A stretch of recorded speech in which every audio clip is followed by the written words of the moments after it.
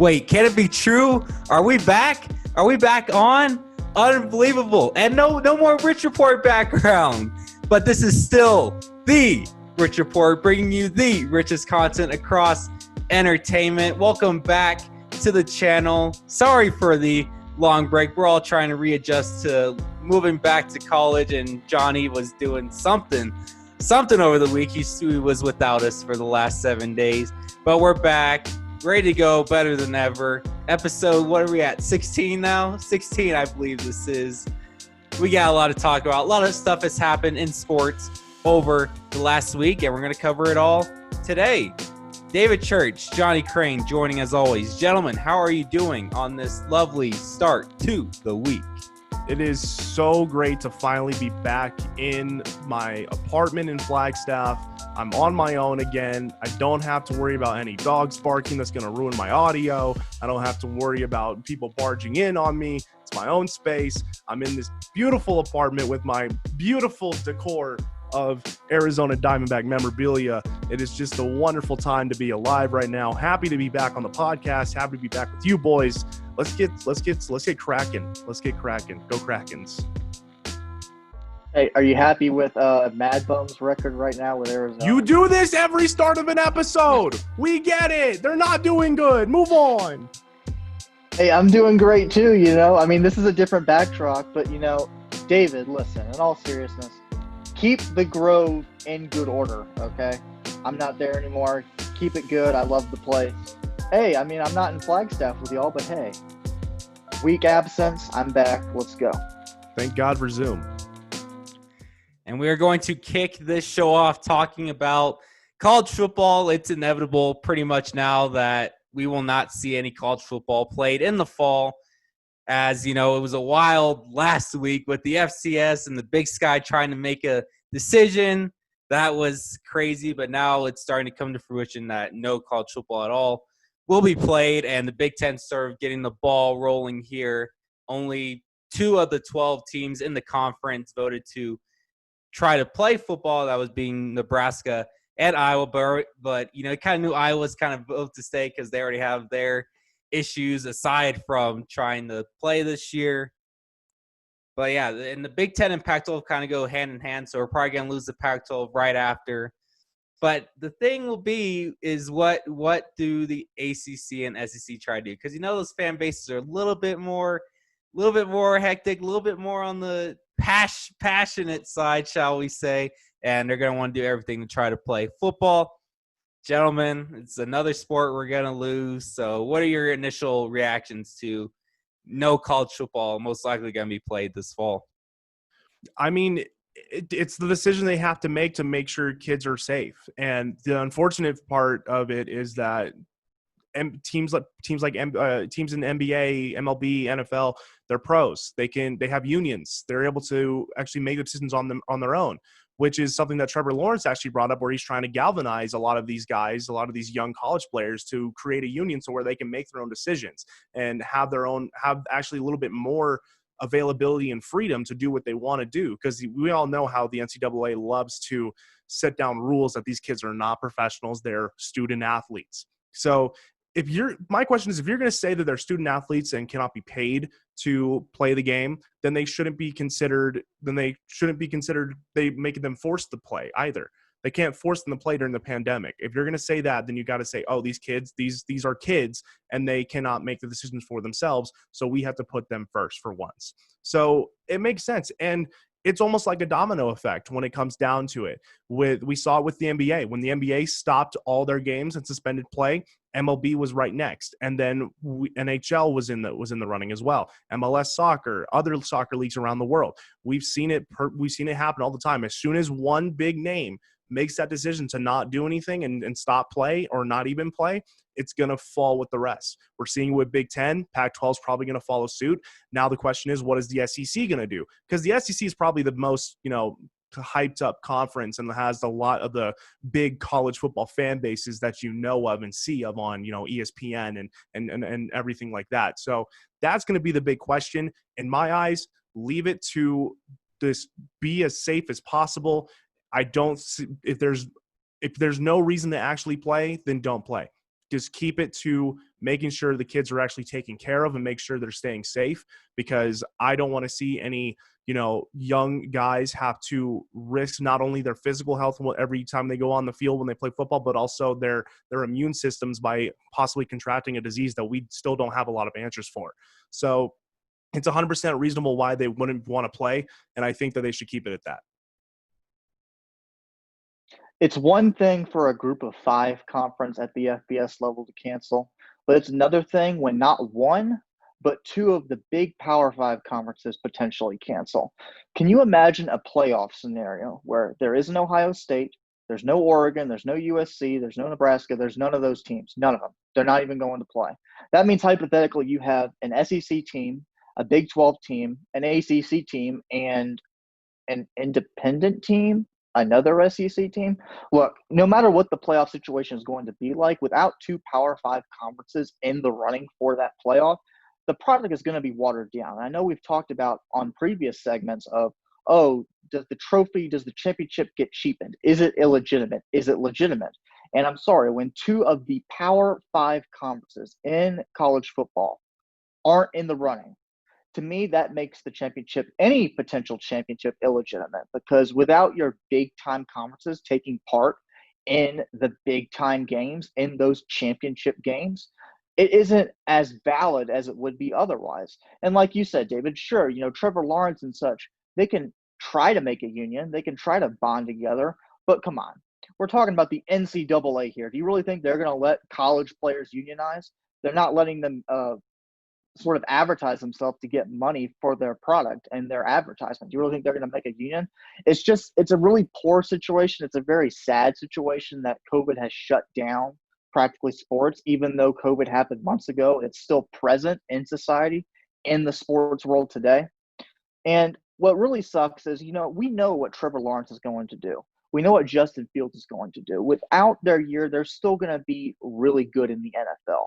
But what about those fourth-year starters, those offensive linemen that had to start every year, those mid-round, those fringe draft picks that really needed a big year to really make themselves known on NFL draft boards? Without a year, at least, it could happen in the spring. But assuming it doesn't happen in the spring, a lot of those players don't have that shot now. Joe Burrow tweeted out several hours ago of how if this happened 1 year ago, he'd be job searching right now, and he wouldn't be job searching for an NFL job.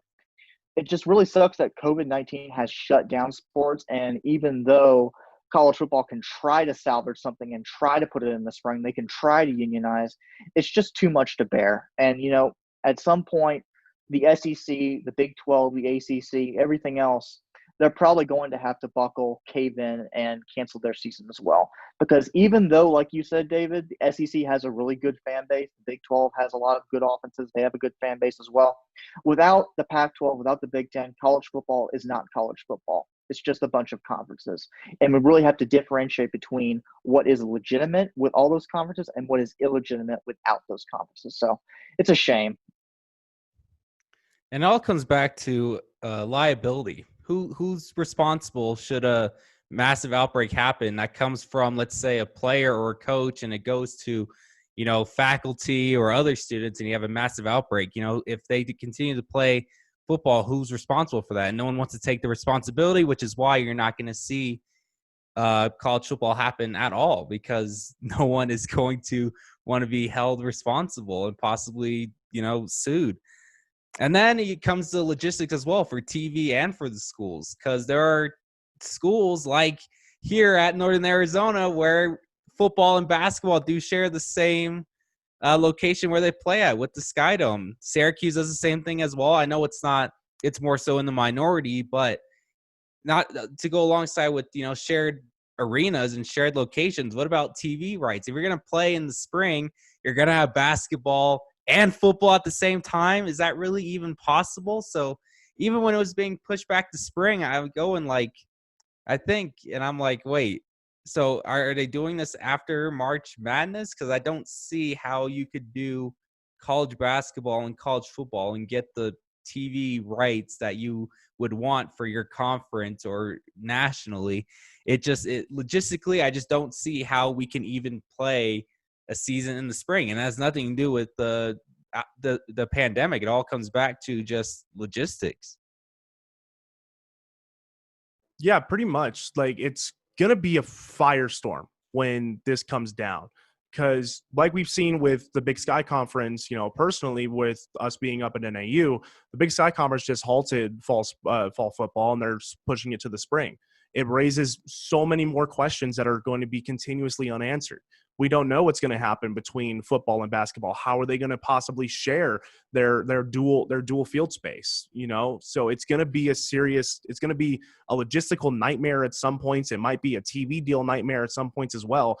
But I mean, if you look at it from a fan perspective, you might say, oh, this is so cool. I get football and basketball together at the same time. But on the inside of it, you also have to look at dual sport athletes. Some guys love to play football in the fall and then go immediately into a basketball season in spring.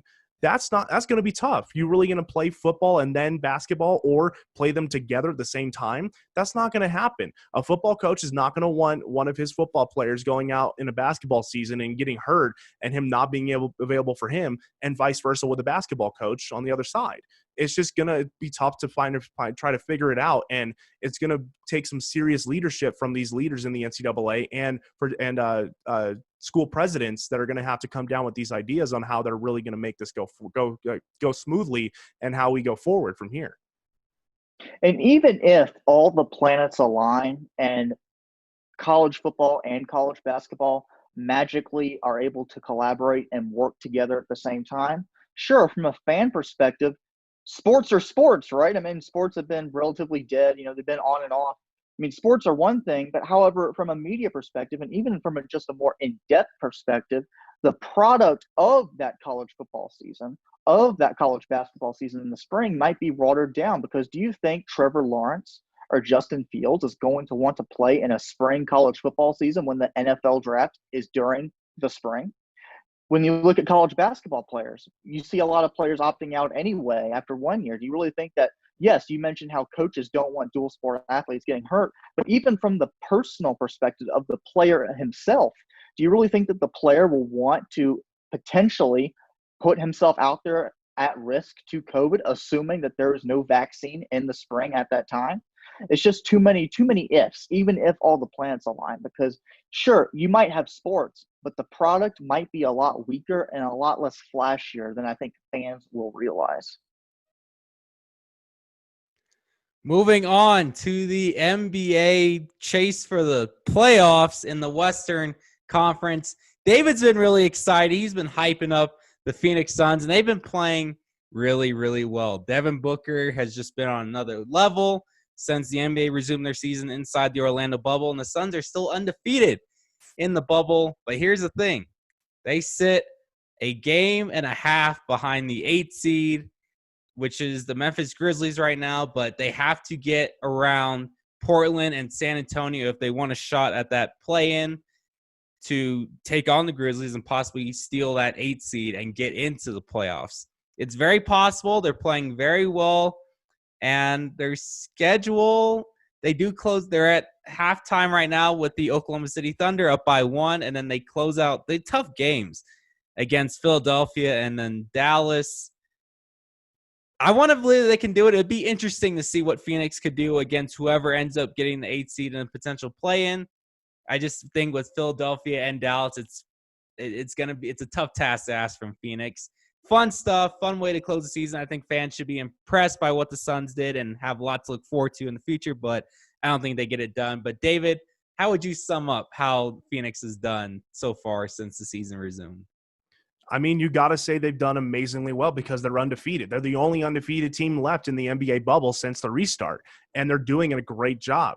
And in my eyes, it's going to come down to not if the Suns can continue winning. It's going to come down to, are the teams that they need to lose actually going to lose?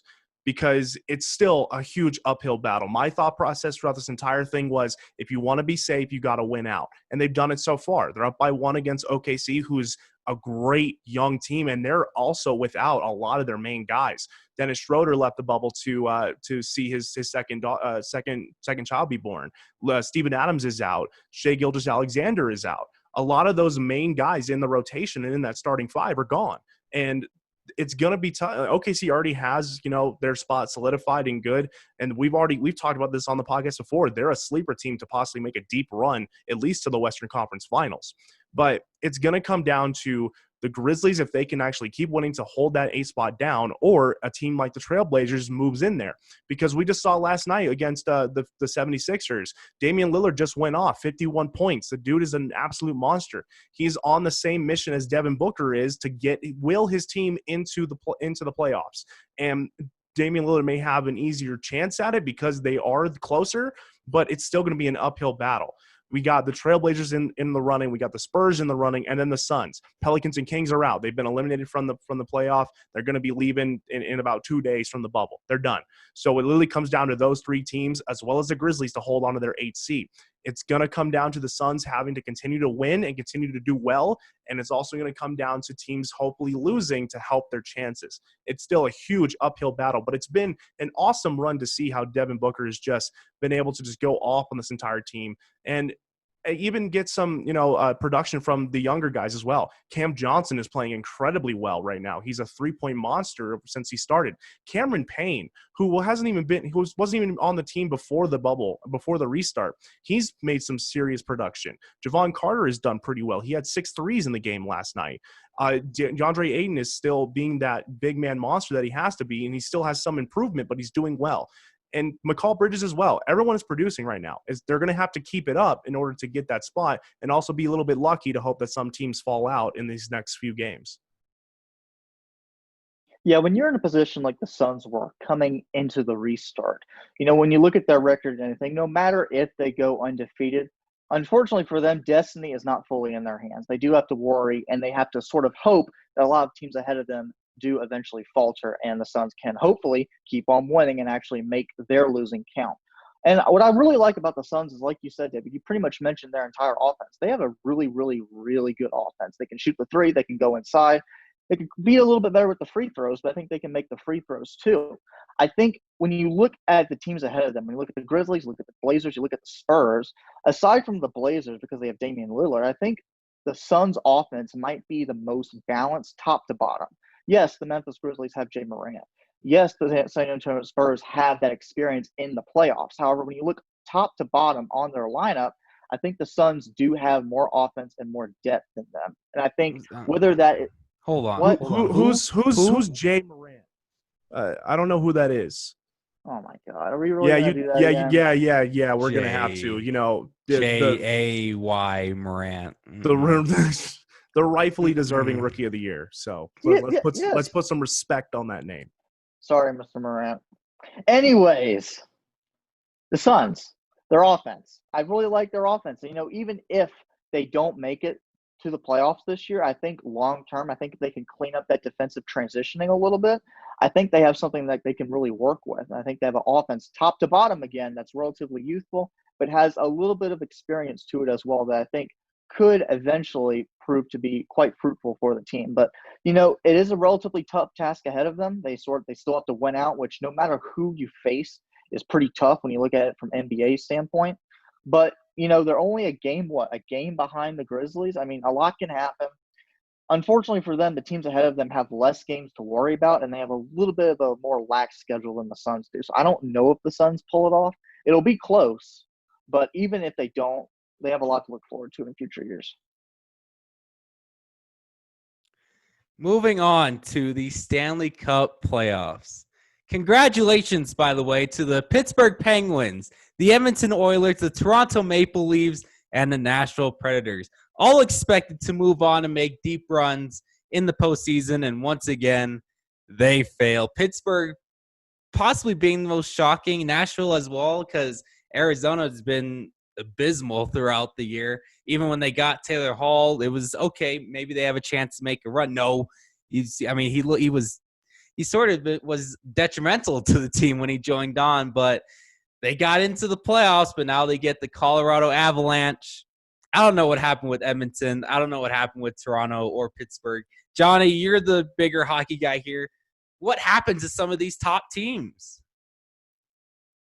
Well, really the one that was really the most shocking was the Pittsburgh-Montreal game. And no disrespect to Montreal. They have Carey Price, Hall of Fame goaltender.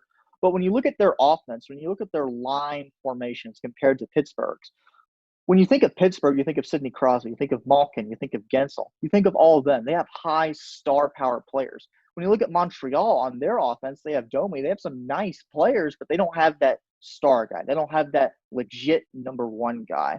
They have some legit number one guys in their farm, but on the team right now, they don't. So I think when you look at it from an overall roster standpoint, even with Price, I really expected Pittsburgh to pretty much sweep that series, if not win it in 4 or 5. I mean, it was really shocking. The other games, I mean, when you look at the Chicago Blackhawks and the Edmonton Oilers, when you look at the Edmonton Oilers, yes, they have Leon Draisaitl, they have Connor McDavid, 2 of the top 5 players arguably in the entire NHL. When you look at the rest of the roster, though, the goaltending has been pretty leaky. I didn't really trust their goaltending to begin with. And when you look at Chicago's speed that they really put onto the ice against Edmonton, when you look at a lot of the space, even though Edmonton does have some nice defensive players, they allowed too much space for Chicago to let Chicago feel uncomfortable. Chicago was too comfortable. And I think what you need to give Chicago credit for here is that they have Jonathan Toews and Patrick Kane, 2 guys that have won the Stanley Cup, not once, not twice, but thrice. And I think that was something a lot of folks really didn't really give a lot of credit to. And I think even still, even with 2-star players, that does not make your team. You need goaltending, you need defense as well. And I don't think Edmonton has it. A good comparison is the Los Angeles Angels. Yes, they have Mike Trout, but do they have pitching? If they don't have pitching, then really should you go on to the World Series? You're not really going to have that World Series nod when you look at it compared to other rosters. So, I mean, the Pittsburgh one was probably the most surprising to me. The other ones, I mean, there was some validity to why those teams lost, but it was still shocking that it happened. Now, I am not going to predict that the Coyotes make a deep run in the Stanley Cup playoffs because I got myself in a little bit of trouble when I made that decision with the Diamondbacks because I don't hear the end of it now because of you two. So the Coyotes may perform a little bit well, but they're not going to beat a number 2 seed Colorado Avalanche, who are a great team, obviously second best in the Western Conference. They're going to do well. So it's going to be tough for them to actually make a run. But if I were going to pick a team in either conference that I could see making a deep run, it'd probably be the Carolina Hurricanes. They did really well in that qualifying round. They have some great shooters. They have some good, decent goaltending, and I think they can make a good solid run against the Boston Bruins. It's a 4 seed versus a 5 seed, so those ones seem like always a toss-up whenever there's a playoff seeding bracket, whether it's in the NBA or the NHL. So I like the Carolina Hurricanes going forward. Maybe make a run to possibly an Eastern Conference championship round, but maybe not a Stanley Cup final. But we'll see. I think they definitely have a good squad there, and they can make some noise, and we'll have to find out for ourselves once we get round 1 going on soon. The team that everybody needs to keep an eye on. Now, it's a little bit of a cop-out because they got the number 1 overall seed in the Eastern Conference, but the Philadelphia Flyers. When you look at the Philadelphia Flyers, their depth on their first line to their fourth line is exponentially good. When you look at their round-robin tournament, they were undefeated, and what was most impressive to that to me wasn't the goaltending, wasn't the defense, wasn't even the depth. It was the fact that their top 3 scorers in the regular season, Travis Konechny, Kevin Hayes, and Sean Couturier, none of them scored a goal. None of them did. And they still got goals from their third and fourth line. If you're getting goals from your third and fourth line and your first and second line really haven't hit their stride yet, and you're going into the Stanley Cups, parity or not, I like your chances. Because if you have depth top to bottom, you're going to go far, no matter what happens in the Stanley Cup playoffs. And when you look at the Flyers from their goaltending, defense, coaching, and so on, they're pretty much the most balanced team, in my opinion, when you look, whether you look at it from the Eastern Conference standpoint or the Western Conference standpoint. But yeah, Cameron, you can talk now. Sorry that I interrupted you. No, I'm just messing with you. I think one team you got to look out. I mean, first off, talking about the Coyotes and Avs, the Coyotes will give the Avalanche a fight. And it all comes down to goaltending. Darcy Kemper is a shutdown goaltender. He does not give up, from what I've seen, more than 2 goals a game. And Colorado at points has shown some inconsistencies, and specifically against the LA Kings, which it took an overtime for Colorado to even steal a win against. So, yes, I do think Colorado will walk away with the series, but don't be surprised if it gets pushed to 6 games. The Hurricanes and Bruins series, come on, that's just unfair for a first round. That is like Eastern Conference Finals, even Stanley Cup final worthy matchup, although they are in the same conference. And I mean, a team that's going to have a ton of PTSD coming into the playoffs. The Tampa Bay Lightning taking on Columbus once again, got swept last year. Johnny, what would you tell Lightning fans right now? Is all hope lost again, even though they are one of the top teams again in the Eastern Conference? Look, I'm relatively new to this thing called hockey. However, I still like Tampa Bay's chances. Even though Steven Stamkos has had a little bit of an injury issue, he might be a little bit questionable going into that series against Columbus. And yes, Columbus were able to scratch up some goals against the Maple Leafs. I still think it goes back to depth. I think when you look at Tampa Bay compared to Columbus, Columbus has great depth. They have great goaltending. They have Elvis Merzlikins. They have Korpisalo. However, Merzlikins has a little bit of an injury problem, so Korpisalo might be the goaltender that they have to lean on throughout that entire series. When you look at it from the perspective of Tampa Bay and Columbus, Tampa Bay still has goaltending with Vasilevsky. They have really good lines. They have great defense. They're really good on the power play. They can be pretty solid on the penalty kill when they need to. So PTSD, yes. Should Columbus win this somehow, it's not going to be in a sweep. I'm sorry, Columbus fans. It's not going to happen. I will put that on my grave, okay? Now, look, if they do sweep them, then I'm in for some hurt. However, I don't think What it's if going you're to happen. wrong about that? You just put it on your grave. What if you're wrong? Oh, I'm going to retract that statement. This is There you go. Yeah, this is also the guy that said the Rangers would take care of the Hurricanes as well. So, hey, it's well, technically it wasn't the Stanley Cup playoffs, but hey, it's postseason hockey. Anything can happen, okay? But I like the Lightning. I love their depth. Nikita Kucherov, arguably at points during this season, was arguably better than he was last season when he got 120 points, which is surprising in itself.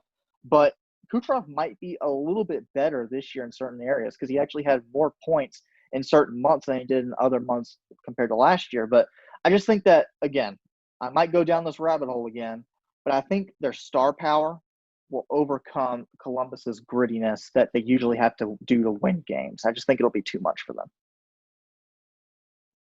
We're going to close out this episode talking about the Michigan weekend. It wasn't as bad as I thought it was going to be. I thought Michigan usually terrible, and especially with the aero package, I thought it was gonna suck. But Saturday was pretty exciting. Shorter races, obviously, so the tempo goes up and the pressure goes up for these drivers. But it was still Kevin Harvick. It's Kevin Harvick and Denny Hamlin's world, and we're just living in it essentially until we get into the playoffs, in which pretty much anything can happen. You wreck once, you're in deep trouble. Especially a guy like Kyle Busch who has one playoff point to his name, no race wins. But Harvick and Hamlin are practically a lock for the championship 4. But here's my problem. Especially in a year like this where everything is just out of whack. It would only be 2020 should someone not named Harvick or Hamlin win the championship at Phoenix in November. Thus, I think we will see another alteration to the playoff format. I've always called for multiple races because I think that determines a true winner, not one getting lucky in a one race off for the title. I just don't think that that's fair, especially for two guys who have dominated the season like Harvick and Denny Hamlin. But we also had some new procedures to races. The choose cone, I think, really came into play here. And I think it really adds more depth to the strategy play other than just pit stops. You get to pick a lane. Bubba Wallace was in contention on Saturday, made a risk, forced it 3 wide, but couldn't break open and didn't work. But you see there's more. It gives the drivers more freedom to do what they want and get into a lane that they want on these restarts with, aerodynamics really taking over for them after that. So, David, I'm going to start with you. What did you think of the Michigan race weekend? Well, you basically summed it up completely, where it's Kevin Harvick all the way, just swept the doubleheader completely, and then Denny Hamlin almost had that great run in the race yesterday, where he was right on the tail of Harvick, and then Harvick just slams the door on him and forces him back to another 0.3 second behind him. So it came close to it, but Kevin Harvick is just too good at Michigan before. He has multiple wins there. So And like you said, I really enjoyed the choose cone. I think it brings more dynamic to strategy, and it brings more dynamic to a driver who may prefer either the inside line or the outside line, whichever one is running better that day. Because sometimes it depends on the track and how the track handles, but also sometimes it depends on a certain day on whether one team is or one lane is just getting better runs off of restarts and green flags. So I enjoyed the race, the weekend race. I'm ready for some road courses now coming up. It's going to be some interesting and I've never seen one. You guys got to remember, I'm brand new to this NASCAR game, so I've never seen a road course really. I watched a little bit. We aren't talking about your anticipation. We're talking about how these guys have not had a single lap down of practice on this road course, and all 4 ARCA trucks, Xfinity Cup. It is going to be absolute chaos, and I'm here for it, quite honestly. Well, weren't Xfinity just at Road America this weekend? Yes, but they have never run on the Daytona layout. The road True, course. yeah, because they're going to be on the Daytona road course. So it's going to be interesting. It's going to be interesting to see what kind of happens and what goes down, who kind of dominates better in road courses rather than typical speedways or super speedways. So it's going to be interesting. It's going to be see if we can get some more actually close finishes rather than just it being inevitable who's going to actually win the race. So it'll be fun. Let's but I mean, like you said, Kevin Harvick is just too good right now at this point. I have to give props to Johnny here because Johnny endured a 90-minute red flag and about 6 hours of caution flags at Road America. I mean, I swear there was more time under caution than we were under green. It was very tedious throughout the day. So props to Johnny for getting through it, because that it was a fun race when it was under green. But I mean, every caution took about 45 minutes before we even restarted. It was crazy. Hey, thank goodness for wet tires. That's all I have to say. Looking at road courses now. When you look at the Michigans of the world, when you look at all those other high downforce packages, from that perspective, we know what we're going to get. We know Kevin Harvick is going to perform well. We know Denny Hamlin is going to perform well there. When you look at the Daytona Roval, however, I think that could create a little more parity and maybe give somebody on the fringe, maybe a Kyle Busch who still doesn't have a win on the year, one of those caliber kind of drivers, a chance to potentially lock himself into the playoffs. I think it's going to be utter chaos on that road course. No practice at all, even under the high downforce package. Isn't that correct, Cameron? It'll be in high downforce? Unfortunately, yes. Even still, it's going to be chaotic. I imagine there's going to be a good bit of wrecking, because when you're on a road course, David, and you don't have any practice, you're going to be spinning out. You don't know the turns that well. You're going to go into the grass, and you're not going to know it. You're going to clip somebody else, and it's going to cause a whole pileup behind you, because you have to be a lot slower than you do on the speedways. But Justin Allgaier in the Xfinity race this last weekend when he got slammed into the wall. Yeah, half his car was gone after that. Exactly. Now imagine that tenfold at this Roval, because they don't usually drive on this Roval to begin with. Then when you couple that to the fact, again, no practice, despite all the chaos, despite all the smoke and everything we're going to be seeing probably, when you look at William Byron, you look at Jimmy Johnson, you look at Kyle Busch, the drivers that have not collected a win yet, no matter the order, no matter the lineup, those are the drivers I'm looking at for that race, because we already know what Harvick's going to do. We already know what Hamlin's going to do. We know Elliott's going to be well at a road course. We know Keselowski's going to be good. But all those other fringe drivers, like you said, Cameron, it would be so 2020 to see another driver win the championship.